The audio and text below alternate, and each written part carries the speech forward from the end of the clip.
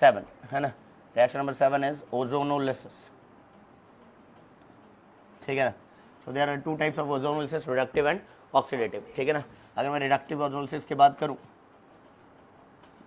तो reductive ozonolysis में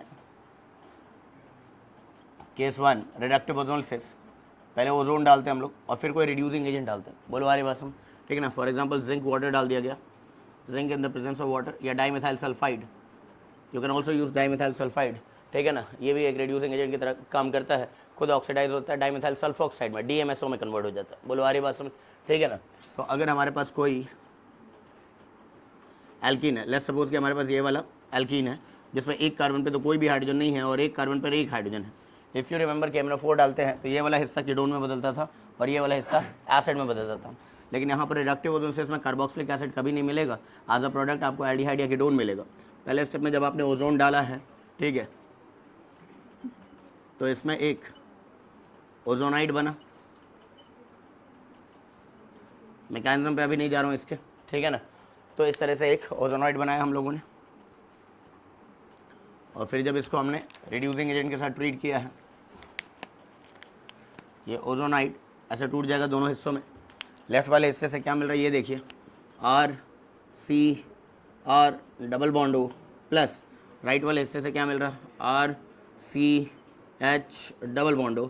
सो we are going to get here aldehyde and here we are going to get ketone, right. तो इस case में aldehyde या ketone ही product मिलेगा, ठीक है। वही अगर हमारे पास कोई टर्मिनल एल्कीन होता है, terminal, so in the case of terminal alkene we are going to get formaldehyde, ठीक है ना, एक कार्बन का एल्डिहाइड मिलेगा। ये मान लीजिए ये वाला टर्मिनल एल्कीन है, डबल बॉन्ड CH2 का मतलब कार्बन नंबर 1 पे डबल बॉन्ड आ गई। तो इस केस में अगर हमने इसमें ओजोन डाला तो ओजोनाइड बनेगा,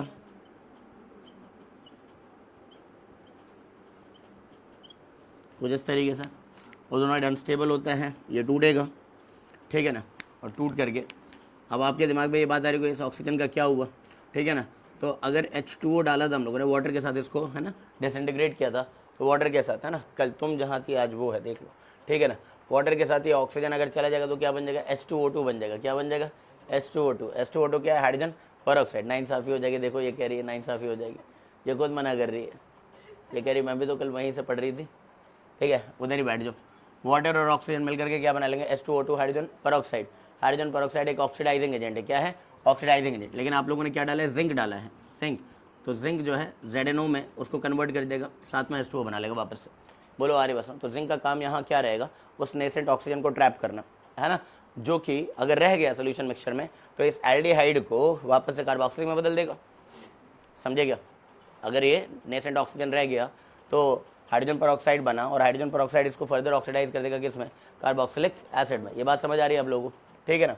तो उस ऑक्सीजन को हटाने के लिए या तो आप जिंक डाल सकते थे या फिर आप क्या डाल सकते थे, डाइमेथाइल सल्फाइड, डाइमेथाइल सल्फाइड, ताकि वो डाइमेथाइल सल्फोक्साइड में बदल जाए, बोलो आ रही बात समझ, ठीक है।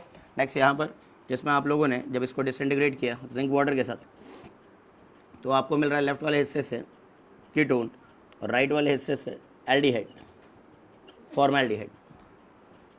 टर्मिनल एल्कीन के केस में एक फॉर्मल्डिहाइड बनेगा ही बनेगा, मतलब मिथेनॉल बनेगा ही बनेगा, और एक तो कीटोन है, खैर बोलो आ रही बात समझ, ठीक है। तो product of the reaction is aldehydes और कीटोन्स, एल्डिहाइड्स और कीटोन्स, और ना लिख करके एंड लिख लेते हैं। तो ये क्लास 12 के चैप्टर में भी आपने पढ़ा होगा, as a method of preparation of aldehyde and ketone, ठीक है ना। केस नंबर 2 पर आते हैं, ऑक्सीडेटिव ओजोनोलिसिस।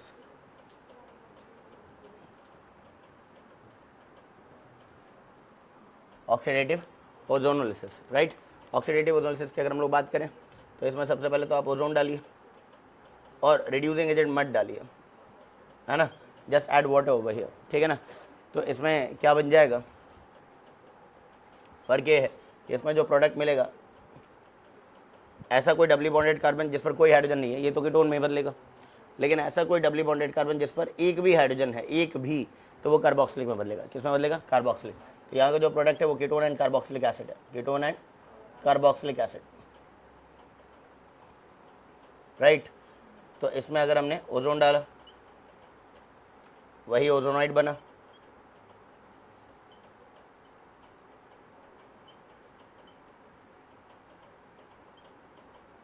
ये बन जाएगा। उसके बाद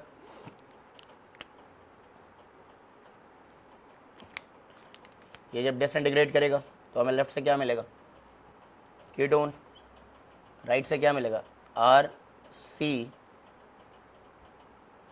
डबल बॉन्ड ओ, एक आर और एक एच भी था यहाँ पर, बोलो आ रही बस, एल्डिहाइड। ये तो प्रोडक्ट सेम ही था, लेकिन जब ये नेसेंट ऑक्सीजन है इसको ट्रैप करने के लिए हमने कोई दूसरा रिड्यूसिंग एजेंट डाला ही नहीं है, तो ये फर्दर इस सी एच बॉन्ड को ऑक्सीडाइज कर देगा, और सी एच बॉन्ड को ऑक्सीडाइज करके क्या देगा, कार्बोक्सिलिक एसिड। क्या देगा, कार्बोक्सिलिक एसिड। बोलो आ रही बात समझ, तो ध्यान रखेंगे इसमें कीटोन और कार्बोक्सिलिक एसिड आपको मिलेगा। वही अगर टर्मिनल एल्कीन होता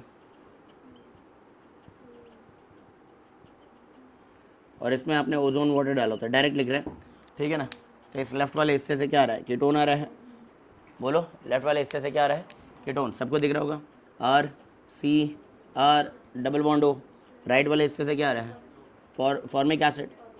क्या आएगा, फॉर्मिक एसिड। एक कार्बन का एसिड बनाएंगे, दोनों सी एच बॉन्ड नहीं ऑक्सीडाइज करना है, समझ रहे हो क्या, ठीक है ना। इसमें मिलेगा फॉर्मिक एसिड, इधर मिल रहा था फॉर्मेल्डिहाइड और इधर मिलेगा फॉर्मिक एसिड। और कल वाले में क्या पढ़ा था, क्या अंतर था, कल वाले में अगर डबल बॉन्ड CH2 था तो वो H2O CO2 तक ऑक्सीडाइज हो जा रहा था, वो इतना पावरफुल ऑक्सीडाइज।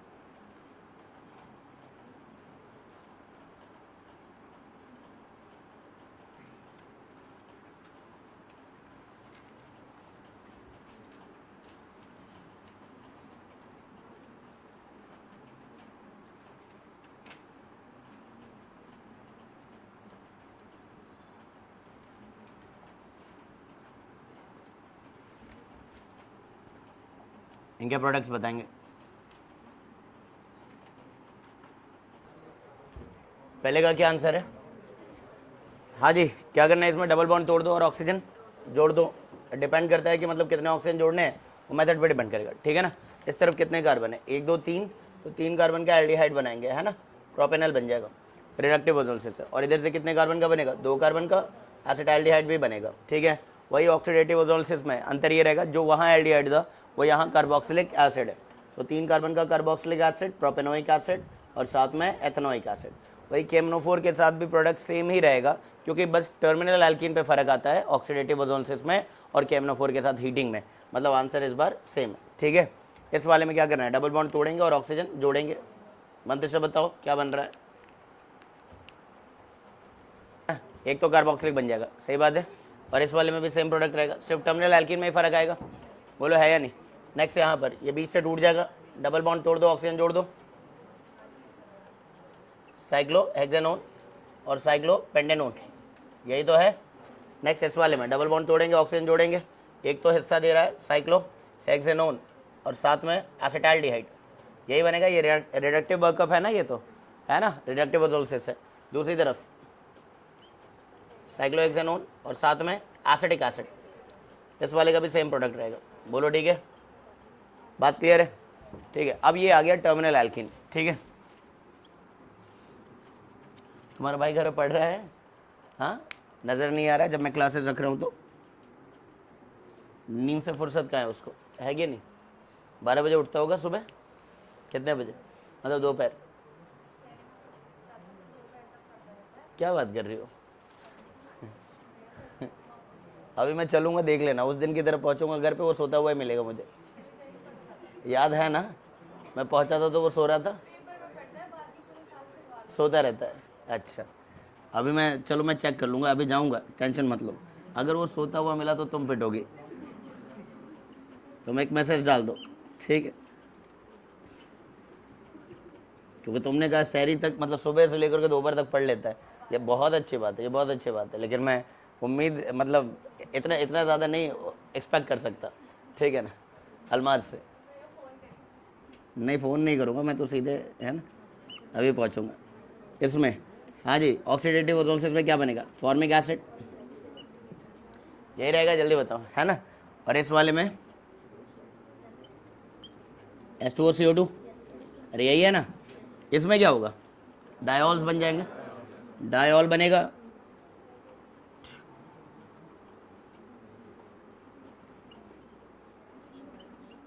ये डायोल बनेगा, बोलो है कि नहीं।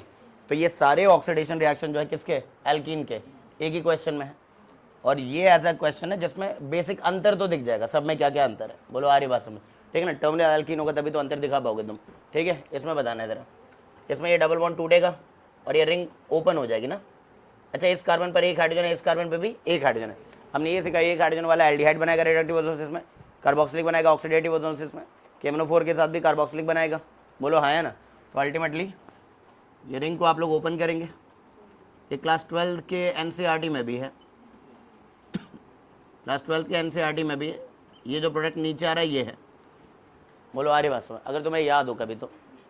याद है किसी को ये सवाल था? ये बोलो। अब यहाँ से वो क्या करा देते हो तुम जान रहे हो, इंट्रामोलिकुलर एल्डोल करा देते हैं इसी के बाद, है कि नहीं? ऐसे क्वेश्चन देखे थे ना सीक्वेंस में, यहीं से क्या हो जाएगा इंट्रामोलिकुलर एल्डोल, वो बाद में देख लेंगे इसको। KMnO4 के साथ क्या होगा,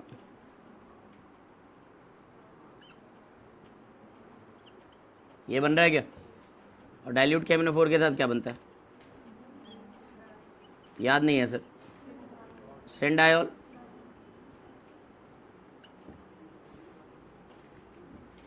डेल मिक्सचर बन जाएगा इसका, ठीक है। ये डिफरेंस है भाई इनमें, फोटो ले लो जल्दी। पहला जो ये क्या बन रहा है, सिस एल्कीन बना, सिस एल्कीन का आपने रिडक्टिव ओजोनोसिस कर लिया, 2 मोल्स ऑफ एसिटाल्डिहाइड मिला होगा, यही है क्या? क्योंकि ये सिमेट्रिकल एल्कीन है तो दोनों तरफ से प्रोडक्ट, अच्छा एक तरफ ज़्यादा कार्बन है, प्रोपेनॉल और इथेनॉल, यही मिला होगा, ठीक है ना। नेक्स्ट यहाँ पर पहले H+ डाल के हीट किया तो प्रोडक्ट क्या मिल रहा था, कौन सा एल्कीन मिल रहा था, ये यहाँ से हट के यहाँ आया होगा, फिर यहाँ भी आया होगा, है ना। और फिर यहाँ से इसने कोई एल्कीन बनाया होगा जो कि सेट जेफ्रा होगा,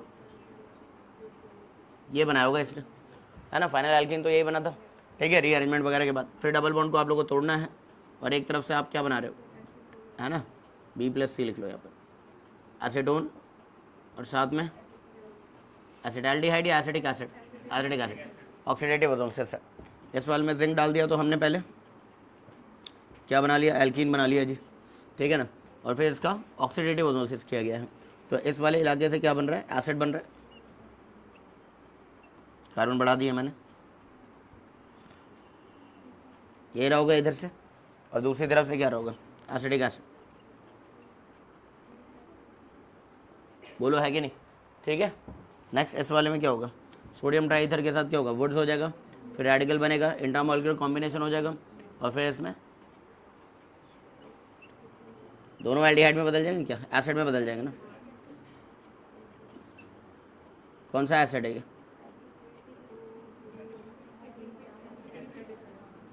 एडिपिक एसिड। नेक्स्ट इस वाले में, ये सवाल तो याद आ गया होगा,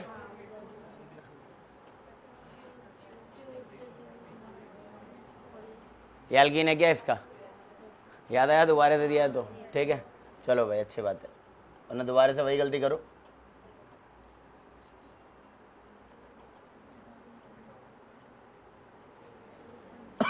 ये बन जाएगा, ठीक है। नेक्स्ट इस वाले में ये दोनों तोड़ देंगे हम लोग, 2 moles of what, propane 1,3 dial, यही बना होगा। इस वाले में हमने क्या किया, KMnO4 के साथ heat, 2 moles of oxalic acid, बोलो बात समझ आ रही क्या, ठीक है। इस वाले में 3 मोल्स ऑफ ग्लाइऑक्सिल, क्या यही आंसर है सबका, है ना। कोई ऐसा भी तो बैठा होगा जिसको नहीं समझ आ रहा, कुछ बोल नहीं रहा है, ये रहेगा, है ना। डबल बॉन्ड को तोड़ देंगे और ऑक्सीजन को जोड़ देंगे, सिंगल बॉन्ड वाले को अफेक्ट नहीं करेंगे जी। ये चलो ये टूटेगा, ये भी इधर से टूटेगा और ये भी इधर से टूटेगा, ठीक है। और हर एक कार्बन पर आप देखेंगे तो क्या है, एक एक हाइड्रोजन, तो ये वाला हिस्सा अलग हो गया होगा, सही है। जिसमें क्या दिख रहा होगा अपने को, CHO bond CHO, ethane 1,2 dial या ग्लाइऑक्सिल कह लीजिए,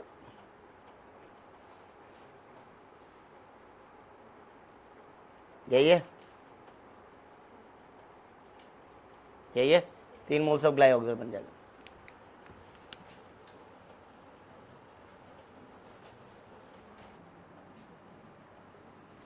ऑर्थोजाइलिन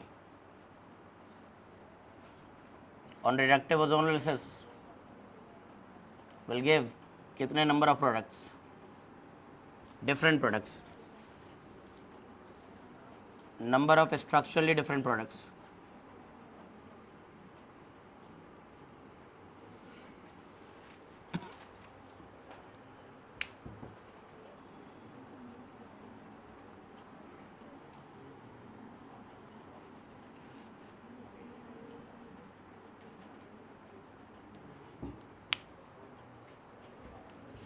ये टूटा, ये टूटा, ये टूटा, ये कीटोन में बदला और एल्डिहाइड रह गया किनारे पर, ये कीटोन में बदला और एल्डिहाइड रह गया किनारे पर। ये दोनों आइडेंटिकल प्रोडक्ट्स हैं और एक ग्लाइऑक्सल बना। बोलो हाँ या ना। तो बेसिकली यहाँ पर एक तो ये कंपाउंड मिल रहा होगा, चेक करो, CHO, C डबल बॉन्ड हो, CH3 और साथ में ग्लाइऑक्सल। तो कितने प्रोडक्ट मिले? 3 मत कह देना, ठीक है ना। ये दो ही स्ट्रक्चर्स है, लेकिन पता है ना इसमें रेजोनेंस भी चल रहा होगा। सो जो क्लास में बैठे हुए बच्चे हैं उनमें से कई होंगे जिनका तो यही वाला रेजोनेटिंग स्ट्रक्चर था ऑर्थोजाइलिन का, लेकिन इसमें ये पाई बॉन्ड दूसरी तरफ भी हो सकता था। ये JEE का PYQ है, ये इधर आ जा। अब बताओ, आप कीटोन मिल जाएगा? मिलेगा, लेकिन डाई कीटोन मिलेगा। यहाँ पर डाई कीटोन नहीं मिला है, अरे बस ऑक्सो एल्डिहाइड मिला है, डाई एल्डिहाइड मिला।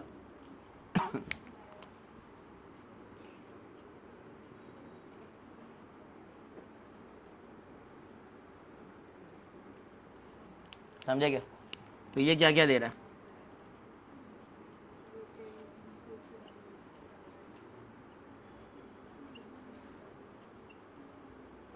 एक तो ये बना, दिख रहा है सभी को, CH3CO COCH3 और 2 moles of glyoxal. So structurally different product कह रहा है ना वो, 1 2 3। तो correct answer is 3 different compounds. समझे क्या? ये सब नहीं ध्यान रखोगे तो गलत कर जाओगे पेपर में। किस किस का सही हो? सवाल क्या होगा कई बच्चे समझ गए होंगे पहले।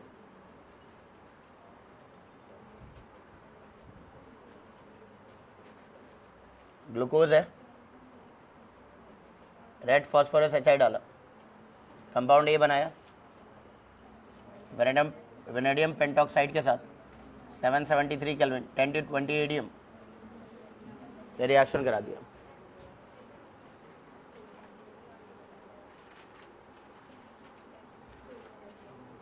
ये आप पहले से जानते हैं।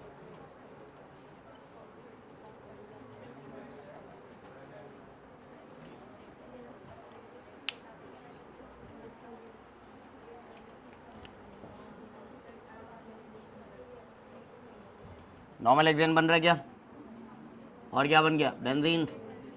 बेंजीन पर फिडेलक्राफ्ट एल्काइलेशन, टोलुइन।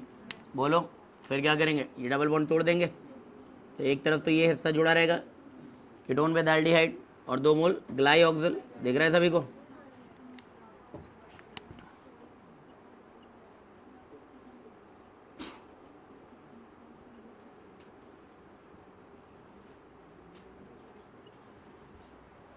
समझ गया क्या? ठीक है ना, इस तरह के सीक्वेंस वो बनाते रहते हैं, आपको पता होना चाहिए।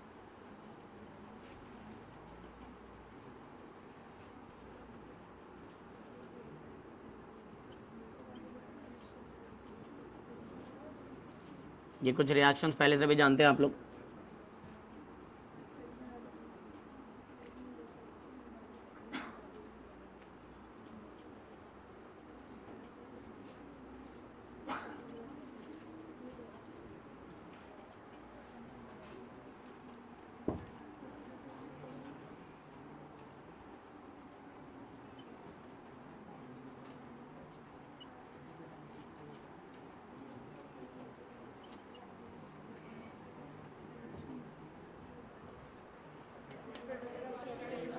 फिडेलक्राफ्ट एसाइलेशन, हाँ जरूरी नहीं कि एसिड हैलाइड से ही होता है, एनहाइड्राइड से भी होता है, एनहाइड्राइड से भी होता है। खैर इसमें तो ये बेंजीन है, सब लोग जानते हैं, साइक्लिक ट्राइमराइजेशन ऑफ अल्काइन, कभी पढ़ाई होगा जिंदगी में। ठीक है, C डबल बॉन्ड हो C2H5, यही है ना। प्रोपियोफिनोन कहते हैं, क्या कहते हैं इसको? प्रोपियोफिनोन। अब क्या किया? क्लेमेंशंस से नॉर्मल प्रोपाइल बना लिया, नॉर्मल प्रोपाइल बेंजीन। आ रही बात समझ? आया ना? अदरवाइज नॉर्मल प्रोपाइल बेंजीन बनाना फिडेलक्राफ्ट एल्काइलेशन से संभव नहीं है, जानते तो हो। ठीक है ना। अब इसके बाद आपने क्या किया? इसका ओजोनलिसिस कर दिया है, ये टूटेगा इधर से, ये टूटेगा और ये टूटेगा। बोलो है कि नहीं? ठीक है जी। अच्छा तो क्या बन रहा है? एक तो ये कीटोन बन जाएगा इधर को, 1 2 3, बाहर कितने रहेंगे?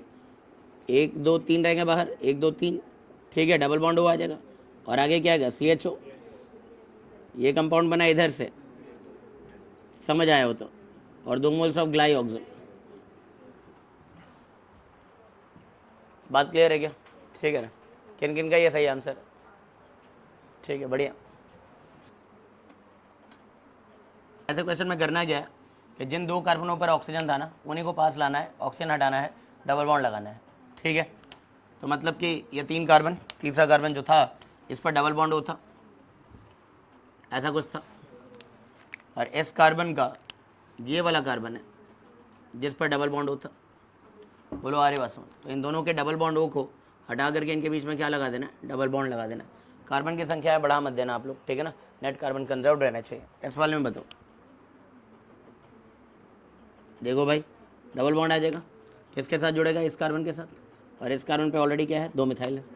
ये इसका आंसर, बोलो ठीक है? इस वाले पे बताना है।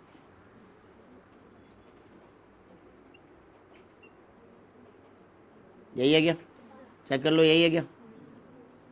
बेंजाल्डिहाइड और ब्यूटेनोन। इस वाले में क्या बन रहा है? कोई तो बता दे क्या बन रहा है? Methylidene cyclopentane. आईपीएससी नेम भी तो पूछ सकता है, कौन सा स्ट्रक्चर ही पूछेगा। इसमें बताइए, इसके 2 पॉसिबिलिटीज़ हैं। सही बात है, इसके 2 पॉसिबिलिटीज़ है, ध्यान रख लेना। मोर देन 1 करेक्ट भी बनाया जा सकता है। 4 नाम लिखे हुए हैं, तुमने पहले ही नाम टिक कर दिया, जानबूझ के पहले ही ऑप्शन दिया था और फर्दर नहीं पढ़ा आपने। ठीक है, ये बता रहा हूँ जहाँ जहाँ तुम मिस्टेक कर सकते हो और करोगे भी। ठीक है, एक तो ये डबल बॉन्ड होता। अब इसके किनारे पर मैं क्या ले, देखो इसमें तो एक ही कार्बन है, बोलो उसको यहाँ जोड़ देंगे तो आगे जुड़ने की संभावना खत्म हो गई, हाँ या ना? ठीक है, तो अब यहाँ पर आप क्या रख सकते थे? या तो ये कार्बन रख सकते थे या तो ये वाला कार्बन रख सकते थे। तो यहाँ पर अगर मैं ये कार्बन रखता हूँ,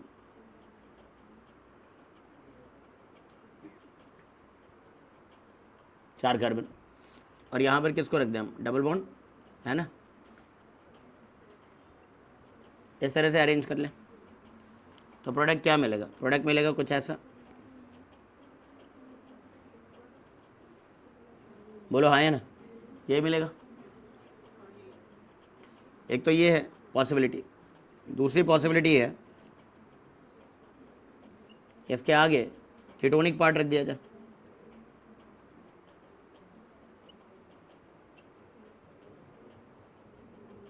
इस तरह से। दोनों का नाम बस अलग आना चाहिए, ये देख लेंगे, और आएगा भी। यहाँ से क्या बन रहा है?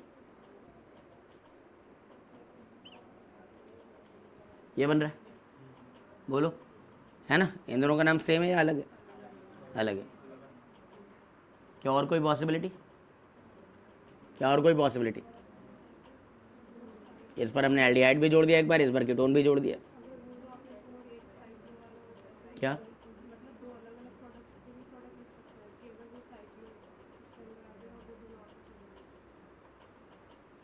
साइक्लाइजेशन का कह रही हो?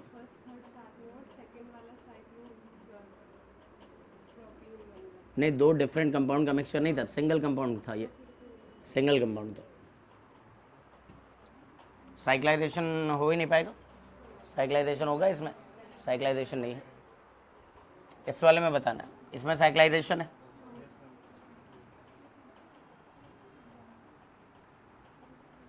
ठीक है जी, कैसे जोड़िएगा? 1, 2 और 3 कार्बन, ठीक है ना?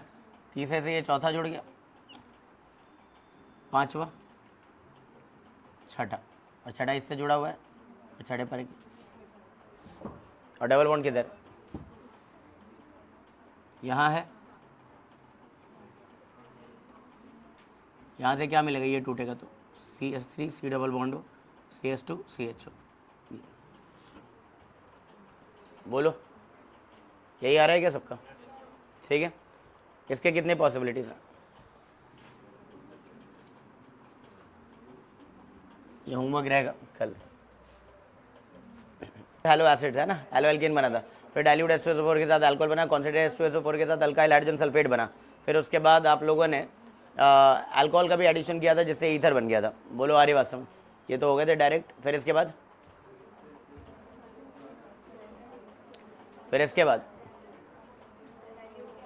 Dilute KMnO4, dilute KMnO4 base reagent पांचवा ये था, ठीक है ना, डाइल्यूट KMnO4। छठा हो गया ओजोन लिसिस, ठीक है ना, और फिर हॉट KMnO4 के साथ ऑक्सीडेशन, सातवां। ये कब कराया मैंने, कराया नहीं है ना।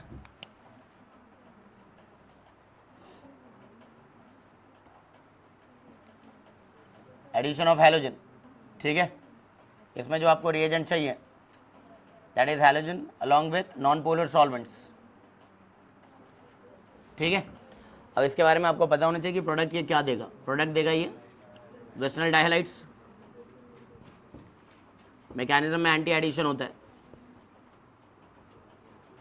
एंटी एडिशन, बोलो आ रही बात समझ, and reaction proceeds through the formation of three-membered cyclic transition state। अरे बस इसमें 3-membered cyclic transition state का फॉर्मेशन होता है, ठीक है। एंटी एडिशन है तो स्टीरियो केमिस्ट्री के बारे में क्या याद रखेंगे, कैट, बोलो हाँ या ना, एंड टे, ये याद रखेंगे। अरे बात समझ, ये ध्यान रखेंगे। अब होता क्या है इसमें समझते जरा। अच्छा, आपको पता भी होगा कि ब्रोमीन के साथ अगर इसको टेस्ट करेंगे, रिएक्ट करेंगे तो ये टेस्ट की तरह यूज होगा, बोलो आ रही बात समझ, ठीक है ना। Reaction with bromine solution of alkene or alkyne will decolorize the reddish brown solution, hence can be used as a test of unsaturation। बोलो आ रही बात समझ, ठीक है, ध्यान रखेंगे। मैकेनिज्म समझते हैं क्या है। अपने पास एल्कीन है, ठीक है ना, और ये एल्कीन प्लेनर होता है, सब लोग जान रहे हैं, ये प्लेनर मॉलिक्यूल है और इसके पास एक loosely bound pi electron cloud है, बोलो ठीक है। अब होता क्या है कि हमने इसमें हैलोजन भेज दिया, फॉर एग्जांपल मैंने ब्रोमीन भेज दिया। सो ब्रोमीन वैसे तो नॉन पोलर मॉलिक्यूल है, सबको पता है कि ये होमो एटॉमिक मॉलिक्यूल है जो कि नॉन पोलर है और इसके पास पाई इलेक्ट्रॉन है। तो आपने फिजिक्स वगैरह में पढ़ा होगा और हमने सेकेंडरी फोर्सेज में भी थोड़ा बहुत ये सीखा था कि अगर ये नॉन पोलर है तो नॉन पोलर मॉलिक्यूल को कैसे रिप्रेजेंट करते हैं कि इसके अंदर जो इलेक्ट्रॉन डेंसिटी है वो यूनिफॉर्मली डिस्ट्रीब्यूटेड है। It can be imagined as a sphere having uniform charge density. ये नॉन पोलर को इमेजिन करने का तरीका होता है, बोलो आ रही बात समझ। अब इस नॉन पोलर मॉलिक्यूल में अगर आप पोलराइजेशन क्रिएट करते हो तो पाई इलेक्ट्रॉन या जो भी इलेक्ट्रॉन डेंसिटी है इसकी एक तरफ शिफ्ट हो जाएगी। फॉर एग्जाम्पल मैं इसकी तरफ पॉजिटिव चार्ज ले आऊँ तो ये पॉजिटिव चार्ज को देखते ही ये पहले नॉन पोलर जो था इसमें सारे के सारे इलेक्ट्रॉन क्लाउड पहले यूनिफॉर्मली डिस्ट्रीब्यूटेड थे, लेकिन पॉजिटिव चार्ज को पास लाने पर सारे जो इलेक्ट्रॉन डेंसिटीज़ हैं एक तरफ शिफ्ट हो जाएंगी और इस इलाके में इलेक्ट्रॉनों को क्या हो जाएगी, कमी। तो हम कहते हैं कि यहाँ पर चार्ज क्या हो गया है, इंड्यूस हो गया है। चार्ज क्या हो गया है, इंड्यूस हो गया। ये तो सब लोग जान रहे हैं, चार्ज का इंडक्शन ऐसे ही कराते हैं हम लोग, बोलो है कि नहीं। नॉन पोलर सब्सटेंसेज में या यूनिफॉर्म चार्ज स्फीयर के अंदर अगर आपको चार्ज इंड्यूस कराना है तो आपको कोई चार्ज पार्टिकल लाना पड़ेगा। खैर, यहाँ जो आप फोर्स ऑफ अट्रैक्शन डेवलप करेगा इस कटायन और इस नॉन पोलर सब्सटेंस के बीच में, ये क्या कहलाता है, आयन डाइपोल अट्रैक्शन कहलाता है, जो कि आप लोग जानते हो। बोलो आयन, ये आयन डाइपोल है या आयन इंड्यूस्ड डाइपोल है, आयन इंड्यूस्ड डाइपोल है, बोलो आ रही बात समझ। वही अगर आप अनायन लेकर के आते हैं तो इस अनायन के इन्फ्लुएंस में सारा जो इलेक्ट्रॉन है ये इधर भाग जाता, जिसकी वजह से इस पर पॉजिटिव चार्ज इंड्यूस होता और इधर नेगेटिव चार्ज होता। ये सब जान रहे हैं हम लोग पहले से। ये आयन इंड्यूस्ड डाइपोल अट्रैक्शन है। किसके बीच में होता है ion induced dipole attraction, non polar substance और आयनिक सब्सटेंस के बीच में, बोलो आ रही बात समझ, ठीक है ना। जैसे एसीटोन है, नॉन पोलर है, उसमें नमक घोल दिया तुमने, पूछेगा कौन सा फोर्स ऑफ अट्रैक्शन है, भाई नमक से तो कटायन अनायन आ ही गए और वो खुद एसीटोन क्या है, नॉन पोलर है। तो ये तो अपना दिमाग चला ही सकते हो तुम सब। बोलो अब मैं ये पोलराइजेशन चाहूँ तो आयन से ना करा करके एक एक्चुअल डाइपोल से करा दूँ। फॉर एग्जाम्पल HCl मॉलिक्यूल लेके पहुँचा, हाँ है कि नहीं, ये सब पढ़ाया था ना वहाँ पर, पीरियोडिक में पढ़ाया अगर याद आ रहा हो तो, ठीक है ना। अब HCl क्या होता है, पोलर होता है। क्या होता है, पोलर होता है। और उसमें स्टेट्स ऑफ मैटर से भी मैंने पढ़ा था सब कुछ, है ना। कौन किसका जो फोर्स ऑफ अट्रैक्शन होता है किस पावर पर डिपेंड करता है, उसको देखे ज़माने हो गए होंगे। फिर उसकी मैंने एक PPT बनवाई थी, याद हो, PPT PDF बनवा करके भी भेजा था, प्लीज़ देख लेना, पता चले आज ही रो जाओ, ठीक है ना। देखो अब अगर हम बात करें यहाँ पर HCl मॉलिक्यूल की, ठीक है, तो HCl क्या होता है बताओ, पोलर। HCl क्या होता है, पोलर, है ना। अब ये पोलर है, परमानेंट डाइपोल इसी को तो कहते हैं हम लोग।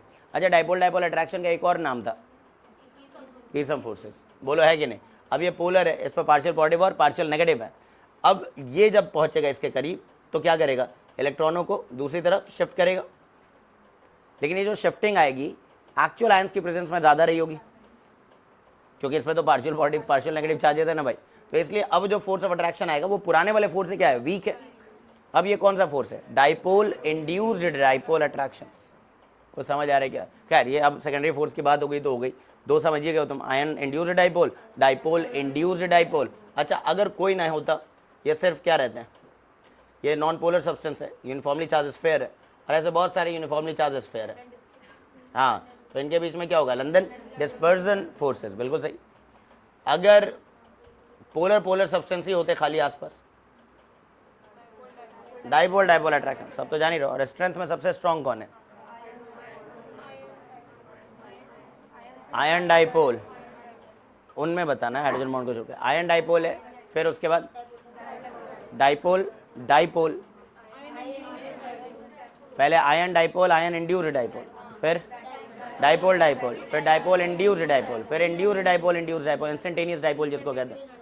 बोलो हाँ या ना, समझ रहे हो क्या, याद होना चाहिए। खैर चलिए, अब यहाँ ये सब क्यों पढ़ा दिया सर ने, यहाँ आ जाओ दोबारा से। ये Br2 क्या है, नॉन पोलर, इस पर इलेक्ट्रॉन डेंसिटी है ही नहीं, और यहाँ क्या है, पाई इलेक्ट्रॉन्स। तो जब ये Br2 इसको अप्रोच करेगा, है ना, तो जब अप्रोच करेगा तो इसके पाई इलेक्ट्रॉन की जो डेंसिटी है, क्योंकि वो इलेक्ट्रॉन रिच पार्टिकल है ये, तो इस Br2 में एक इंड्यूस्ड डाइपोल क्रिएट करेगा। अभी जो Br2 में जो शेड इलेक्ट्रॉन है एग्जैक्टली बीच में थे ना, लेकिन जैसे ही इसके करीब पहुंचा, इसके पाई इलेक्ट्रॉन ने इसके इलेक्ट्रॉन क्लाउड को दूसरी तरफ क्या किया, रिपेल किया, जिसकी वजह से इस पर एक इंस्टेंटेनियस डाइपोल क्रिएट हो जाएगा, पार्शियल पॉजिटिव और पार्शियल नेगेटिव। अब तो समझ आने लगा होगा, जल्दी बताओ हाँ या ना। अब क्या होगा कि जैसे इस पर पार्शियल पॉजिटिव आया, इसके पाई इलेक्ट्रॉन ने इस पर अटैक करना शुरू किया। बोलो आएगी बात समझ, है ना। अच्छा, तो ये इसको इलेक्ट्रॉन देने लगेंगे, तो होगा कुछ ऐसा यहाँ पर, ये जो प्लेनर मॉलिक्यूल था बोर्ड पर, इस बोर्ड पर ये दोनों Br2 ऐसे सामने से जा रहे हैं, Br यहाँ है, Br यहाँ है, ऐसे अप्रोच कर रहे हैं, सामने से बिल्कुल अप्रोच कर रहे हैं। अगर ये एल्कीन कहाँ मान रहे हैं हम लोग, बोर्ड पर मान रहे हैं, तो Br2 ऐसे सामने से जा रहा था, उसके बॉन्ड में पोलराइजेशन हुआ। पोलराइजेशन हुआ, जब पॉजिटिव चार्ज आया तो अब इलेक्ट्रॉन इसको कैप्चर करने लगे, पॉजिटिव चार्ज है तो इसके पाई इलेक्ट्रॉन इसको कैप्चर करेंगे।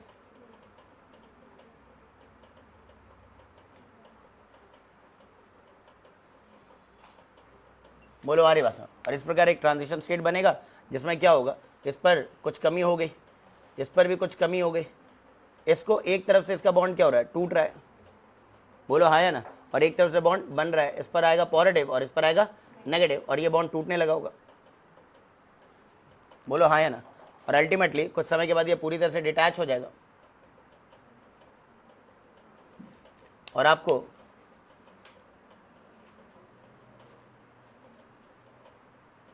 ये एक ट्रांजिशन स्टेट मिलेगा।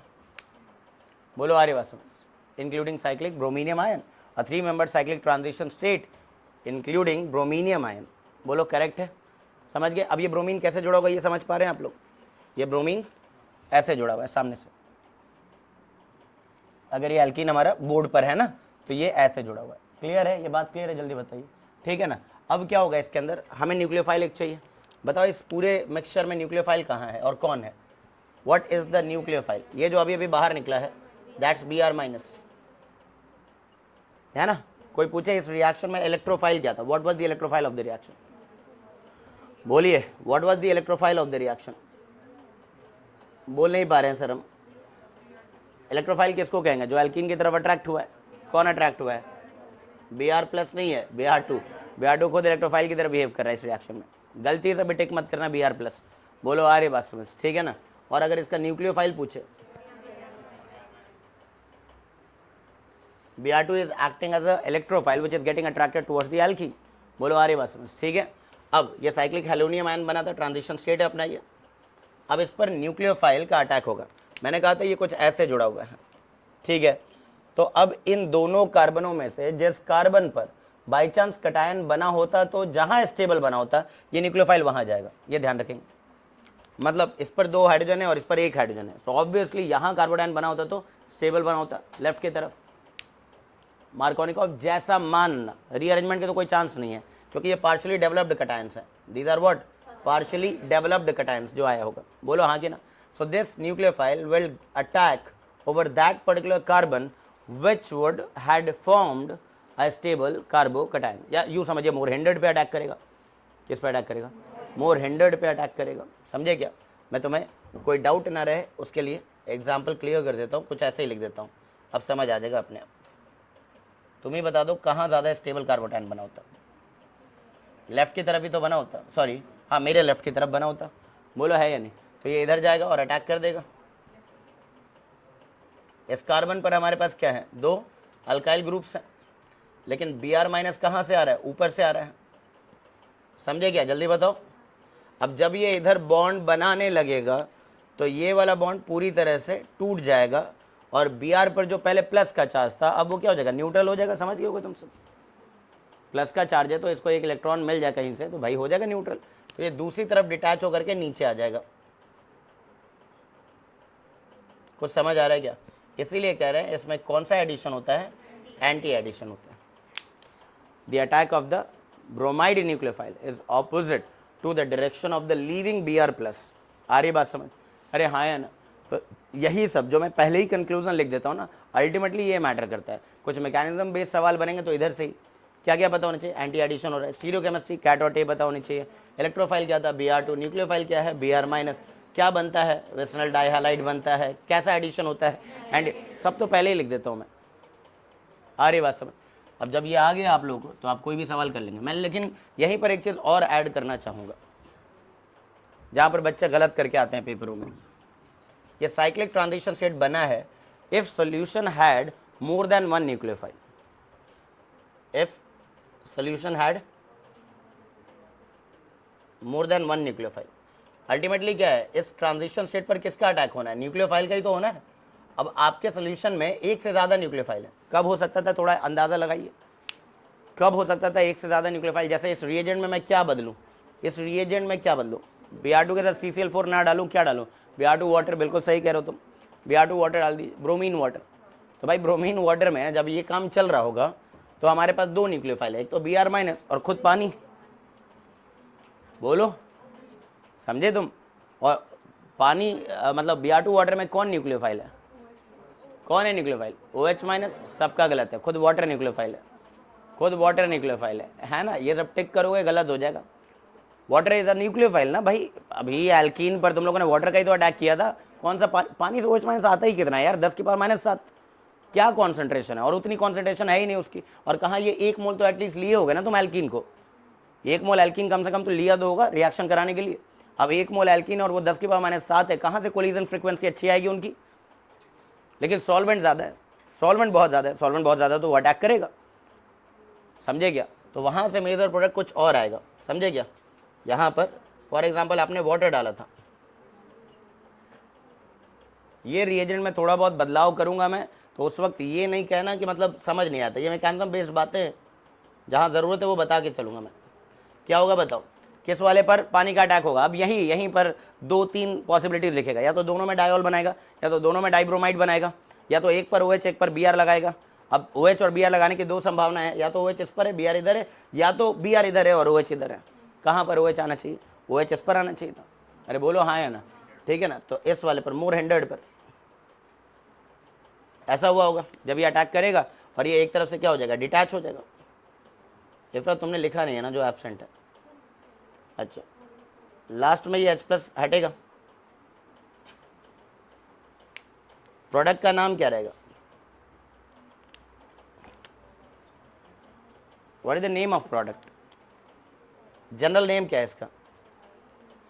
एल्डिहाइड कीटोन में HCN का एडिशन किया था ना, HCN का न्यूक्लियोफिलिक एडिशन, तो क्या कहते थे उसको? और ये क्या है? हेलोहाइड्रिन। इस प्रोडक्ट का नाम क्या होता है? जनरल बात है हेलोहाइड्रिन। बोलो आ रही बात समझ? तो इसमें हेलोहाइड्रिन फॉर्मेशन होता है। आ रही बात समझ? ठीक है, तो ये सारी बात आप याद रखेंगे। अगर सोल्यूशन में एक से ज़्यादा न्यूक्लियोफाइल है, लाइक वाटर ही है, तो वाटर खुद भी तो अटैक कर सकता है एज अ न्यूक्लियोफाइल, और प्रोडक्ट ये मिल जाएगा। ठीक है, और नोट करके यहाँ पर क्या लिख दूँ? Attack of nucleophile. बोलो क्या? Attack of nucleophile takes place ये भी उनका फेवरेट रिएक्शन है, पहले बोल रहा हूँ, कहीं के भी टेस्ट में दिखेगा ये, ठीक है ना। Takes place at that partially developed carbocation. इसमें कोई रीअरेंजमेंट करोगे क्या तुम सब? क्यों? क्योंकि ये नॉन क्लासिकल कार्बोकैटायन है, इसको हम लोग क्या बोलते हैं? Non classical carbocation, and hence no rearrangement. Fully developed carbocation थोड़ी है जिसको हम क्लासिकल कार्बोकैटायन कहते हैं, ठीक है ना। So attack of nucleophile takes place at that partially developed carbocation which would have formed stable carbocation, stable carbocation, that is more hindered carbon. Attack जो होगा वो किस पर होगा? मोर हिंडर्ड कार्बन पर होगा, ठीक है। यहां तक आप कर लेंगे।